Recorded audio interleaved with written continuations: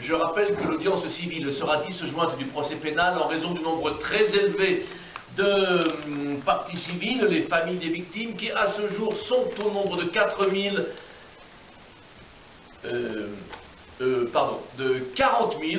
Vous avez raison, Monsieur le Président, nous ne sommes pas à quelques dizaines de milliers de morts. S'il vous plaît, je vais donner lecture de l'acte d'accusation et je vous prie de ne pas m'interrompre. Monsieur de Pressac, veuillez vous lever et décliner vos identités et qualités. Monsieur le Président, mon client, de par la position élevée qu'il occupe au sein d'un important organigramme d'État, ne peut répondre à la sollicitation du tribunal. Ah non, ça ne va pas commencer.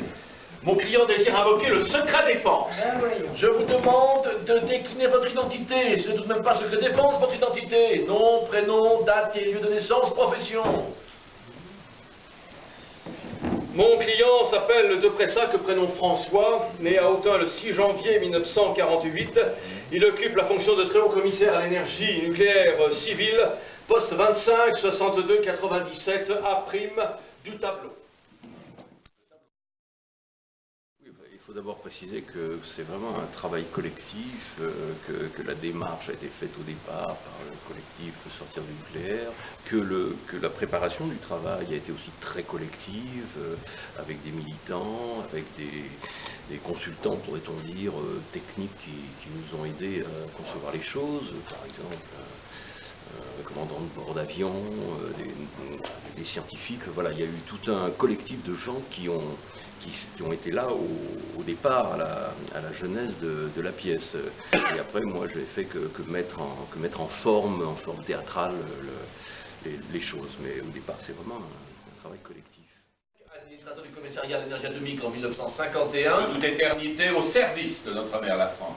Nous avons compris. Ce héros national a fait révoquer Frédéric Joliot-Curie de son poste de haut-commissaire. C'était un communiste. Il avait surtout eu le tort de signer l'appel de Stockholm en mars 1950, exigeant l'interdiction absolue de l'arme atomique. C'était un communiste. Je ne vois pas ce que cette considération vient faire dans ce procès. Nous ne sommes pas ici pour juger la politique militaire de la France. Cela n'a rien à voir. Je vous l'accorde. C'était un communiste. S'il vous plaît. Madame le procureur, vous avez la parole. Je voudrais citer les propos de M. Yves Rocard, ancien dirigeant du CEA, du commissariat à l'énergie atomique, rapporté dans ses mémoires. Oui, Ce sont les journées d'études, qui sont un espace particulier du réseau Sortir du nucléaire, qui avait déjà fait un procès un an avant à Toulouse. Et en fait, ils ont souhaité, ils ont proposé à Brut de Béton Production, de créer un autre procès. Ce à quoi j'ai dit, bon, si vous adressez à nous, il faut que ce spectacle soit joué. On ne peut pas le créer pour 2 représentations et s'arrêter, ce qui avait été le cas pour Toulouse. Donc nous, on a créé un dispositif qui permette, par exemple, de se retrouver un an après à Grenoble, après 40 représentations déjà. Enfin, que voulaient nos compatriotes, nom de Dieu? Ils voulaient que les trains circulent, que les ordinateurs cliquettent et que les usines tournent. Enfin, celle qui nous restait, maître. Magnifique, vibrant, épique. Et vous auriez pu rajouter, c'était ça ou la bougie? La chandelle. D'accord. C'était une première mouture dans laquelle nous n'avions rien à voir sur cette idée de procès du nucléaire. Donc il y a eu un premier procès du nucléaire, bon, qui a eu les résultats qu'ils escomptaient, mais ils voulaient poursuivre ce travail. Donc on s'est servi d'ailleurs aussi du gros travail qu'ils avaient fait, parce qu'ils ont fait un travail de documentation qui était important. Donc ça fait partie de nos bases aussi de travail. Entendu. Donc c'est-à-dire donc les personnes, le collectif... Ce qui s'appelle les journées d'études, qui est un espace particulier du réseau. Les journées d'études du réseau Sortir du nucléaire. C'est une entité qui représente une vingtaine de personnes, plutôt des chercheurs d'ailleurs. Entendu. Donc toute cette concertation, tout ce travail de collectif que vous avez mené, j'imagine que ça a pris un certain temps avant d'aboutir à donc, ce que le spectateur peut voir désormais. On a commencé à en parler en juin. Oui, la commande en mai, oui. Mai-juin 2012. Oui, c'est ça. Ouais. On a dû commencer à se voir, on a constitué l'équipe, donc les comédiens qui sont là.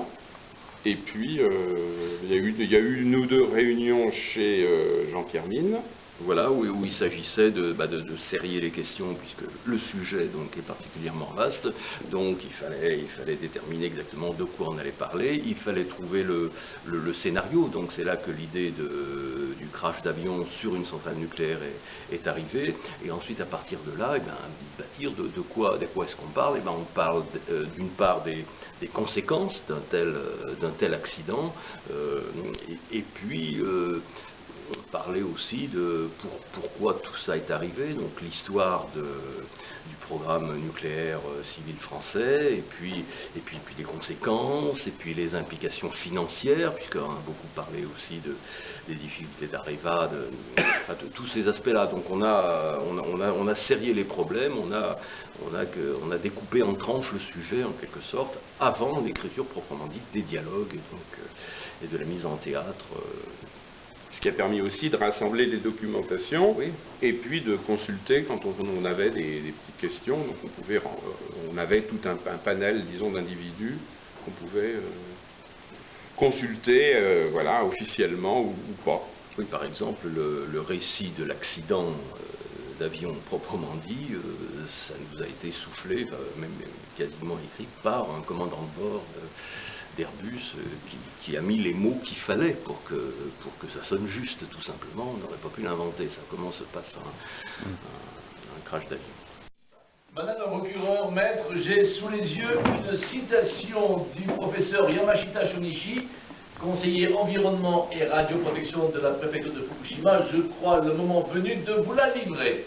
Je cite: « Les radiations n'affectent pas les personnes souriantes. »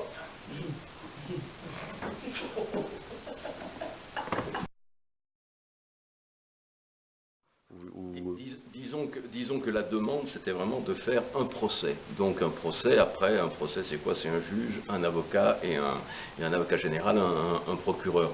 Donc à partir de là, on essaye de faire du théâtre, donc que ça soit vivant, à la fois didactique, mais pas trop, et vivant, mais pas trop guignol non plus. Donc effectivement, ça a ce côté tribunal de Frédéric, je suppose que c'est par rapport aux quelques saillies comiques qu'il peut y avoir ici et là.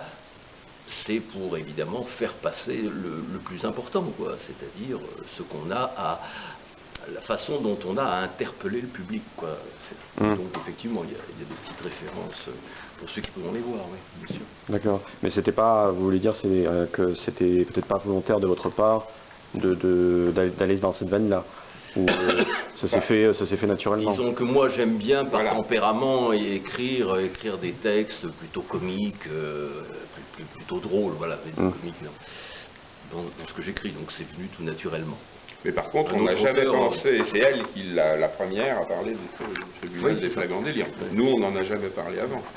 C'est pas du tout, on s'est pas dit on va faire un tribunal des flagrants délires sur le nucléaire. Ça nous a même pas effleuré. Lundi 16 novembre 2015. L'intégralité de la production agricole française, dans un rayon de 300 km autour de la centrale du Blayais, a été déclarée impropre à la consommation par les autorités sanitaires françaises, sans que soit à exclure une extension à 500 voire 800 km de la zone d'exclusion. Le Parlement européen a voté une aide alimentaire d'urgence à la France d'un montant de 2 milliards d'euros. Le personnage qui, lui, est le lien entre nous et le public, c'est cette jeune fille qui donc fait des interventions diverses et qui permet de donner des informations, de gagner du temps, parce que voilà, c'est des choses qui seraient pénibles à entendre si c'était nous qui déroulions tout le... Et elle peut court-circuiter, on peut se sentir devant son poste de télé, dans un jeu concours... Voilà, donc c'est une manière aussi de casser le rituel, disons, du procès, qui, quand on va réellement dans un procès, est souvent très enquiquinant. Un vrai procès, bon, il y a quand même des tunnels, des tunnels et des tunnels. Et voilà, ça ne manquerait pas de nous arriver s'il n'y avait pas eu ce personnage. Moi, je l'ai vu, je l'ai même programmé à Clermont-Ferrand. Pour moi, c'est un spectacle remarquable, hein. Vraiment, au niveau travail, travail de documentation et puis jeu, parce que c'est là où c'est magistral comme spectacle, c'est un travail d'acteur, comme on dit, qui est absolument extraordinaire. Moi, je dirais que ces deux spectacles se complètent très très bien. Pour l'instant, on n'a jamais été en situation que lui il commence, par exemple, et que nous on continue. Parce que c'est... Bon, lui il parle de l'histoire, en fait. Hein, on arrive à aujourd'hui, quoi, en gros. Hein. Donc c'est un travail historique remarquable, et où tous les personnages sont posés et même joués. Hein. Il y a quelque chose de totalement magique, puisque apparaissent vraiment des personnalités qu'on connaît, du monde politique ou de l'ombre. Et d'une certaine manière, on ferait un bond de 3 ans, et puis on arriverait à nous. Hein. C'est-à-dire, nous, on se projette en 2015, donc avec un accident. Voilà. Pour moi, on peut dire que d'une certaine manière, en creux, il y a plein d'éléments de notre spectacle qui sont dans le spectacle de Lambert. Voilà, donc c'est vrai que je rêverais qu'on arrive à articuler les deux spectacles. Oui, c'est-à-dire que quelqu'un ait l'idée de le faire, en tout cas. C'est-à-dire notamment toute la partie factuelle de votre spectacle. Tout à fait. C'est-à-dire... la partie historique.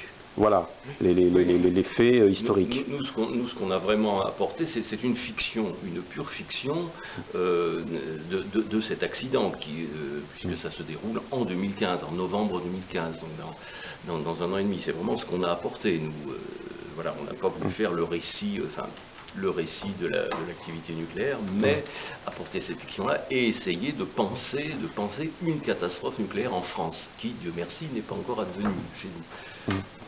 C'est en quelque sorte, en fait, je me dis, une fiction didactique. C'est une fiction didactique, oui, et là, on est, j'espère, un peu dans une vérité, à défaut d'être dans une réalité, puisqu'on est dans une fiction. Oui, voilà, ouais, fiction et vérité, oui. C'est pour ça qu'on a fait travailler des experts, et du point de vue de la dimension du procès, on a fait travailler aussi la juriste l'avocate du réseau Sortir du nucléaire, qui a vérifié, disons, comment ça fonctionnait. Ceci étant, un procès comme ça n'existerait pas en France. Hein, c'est une espèce de mixte entre le procès à l'américaine, le procès français, enfin voilà, ça aussi c'est une invention, mais de toute manière, il faudrait inventer. Il n'y aurait pas de tribunal, disons, s'il y avait un accident nucléaire en France, le tribunal n'existe pas pour juger du responsable. D'ailleurs, comment attraperait-on un responsable? Voilà, on s'aperçoit que c'est pour ça que nous on l'appelle l'impossible procès. On fait une démonstration par l'absurde que ce procès est impossible à réaliser en France. Donc ça rajoute d'une certaine manière dans la dimension critique, vous disiez didactique, mais c'est déjà une position critique aussi. Hein, ça permet de raconter, de se projeter dans ce que serait un accident, parce qu'au fond, Fukushima, c'est toujours pareil, c'est ailleurs. Bon, chez nous, c'est chez nous. Il suffit de nommer. On sait très bien que la ville de Bordeaux ne serait pas évacuée, par exemple. Bon, ça choque. Parce que ça se passerait aujourd'hui, c'est ça qui se passerait. C'est-à-dire qu'il n'y aurait pas l'évacuation. Oui. Alors, déjà, on verra le débat ce soir, mais normalement, ça vient dans le débat. D'accord. Parce qu'on nous demande, mais c'est possible, c'est vrai? Ben oui, bien sûr. Vous dites débat, donc c'est-à-dire le spectacle est suivi d'un débat? Voilà, ici c'est suivi d'un débat. En général, on fait venir des vrais témoins. Alors, des témoins, des gens qui ont des choses à dire, donc ils viennent témoigner de situations réelles. D'accord, d'accidents. De choses qui leur sont arrivées, ou leur expertise. Des scientifiques de très haut vol qui sont venus parler. On a eu des syndicalistes, on a eu une trentaine d'interventions comme ça, depuis qu'on a tourné ce spectacle. Entendu. Et qui fera l'objet d'un livre.